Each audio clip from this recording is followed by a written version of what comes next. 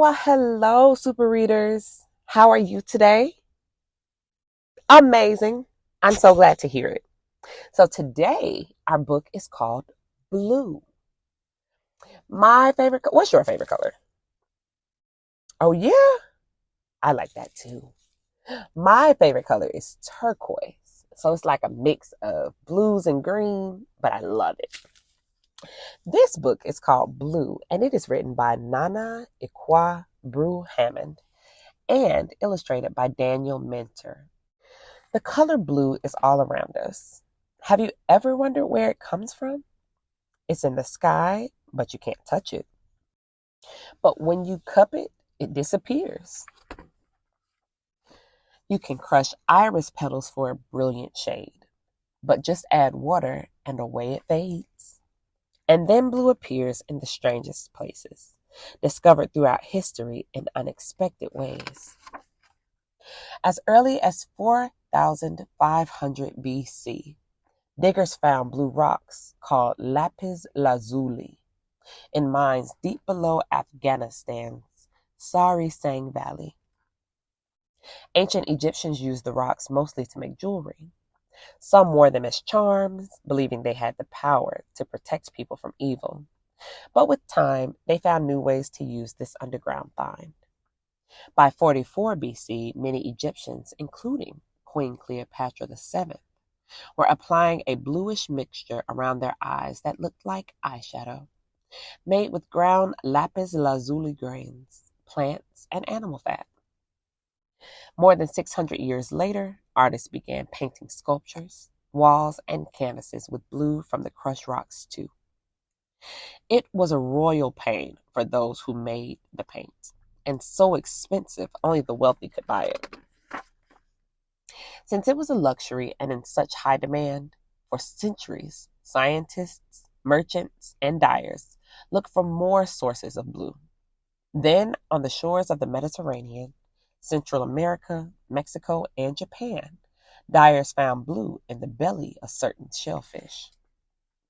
A Phoenician myth says a dog discovered the color. Finding a snail on the beach, the pup ate it up.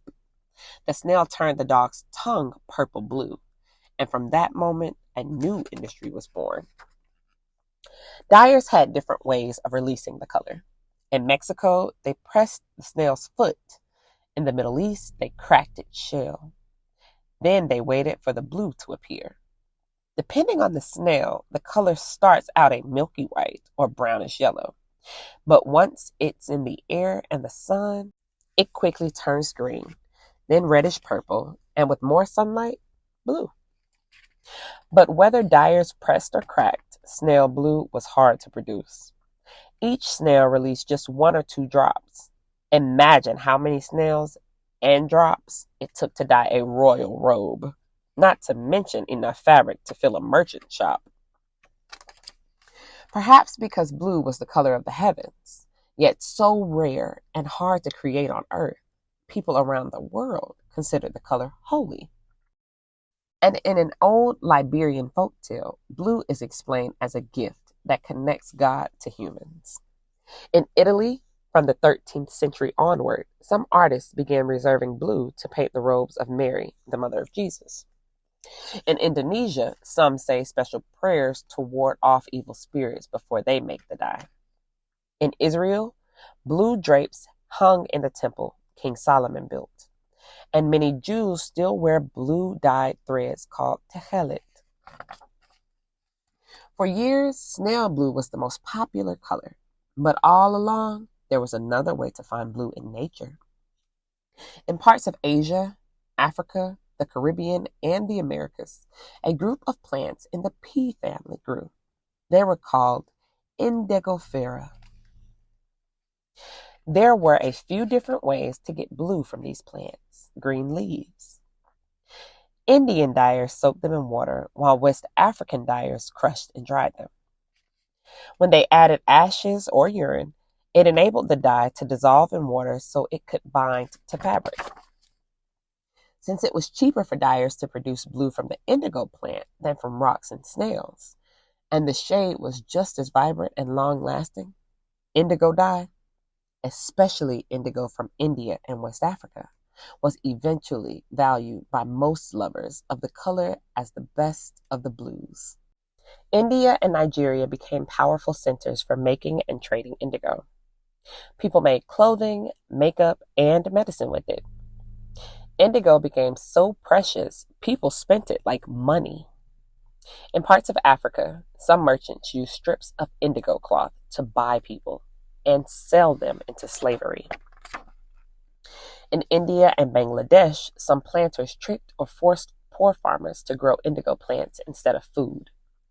In the United States, some made the African captives they had enslaved farm indigo, calling the plant a cash crop because it brought in a lot of money.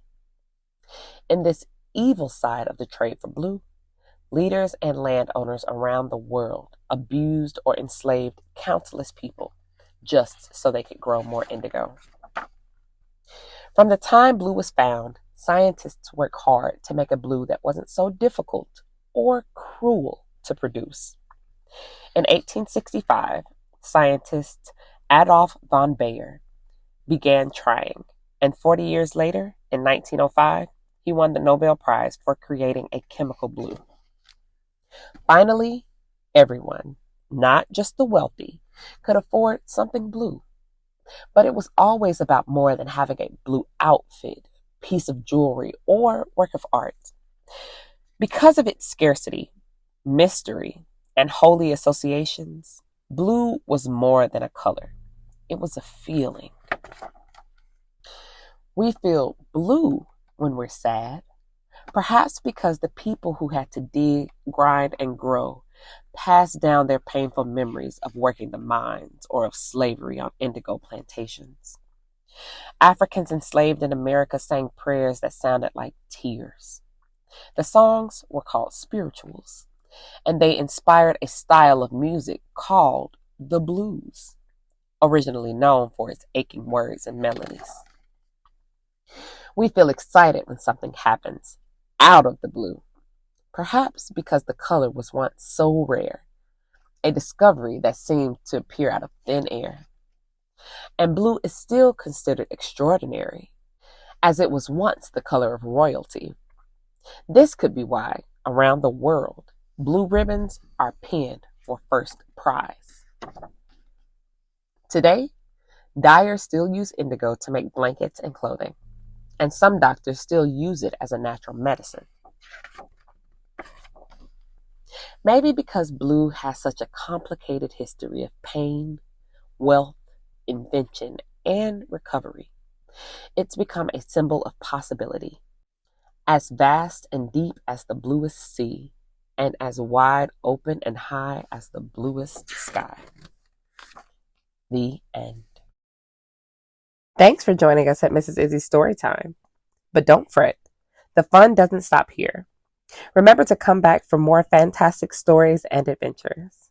Until next time, happy reading, and remember, you're never too old, too wacky, or too wild to pick up a book and read to a child. Stay curious and stay kind. See you on our next adventure. Take care.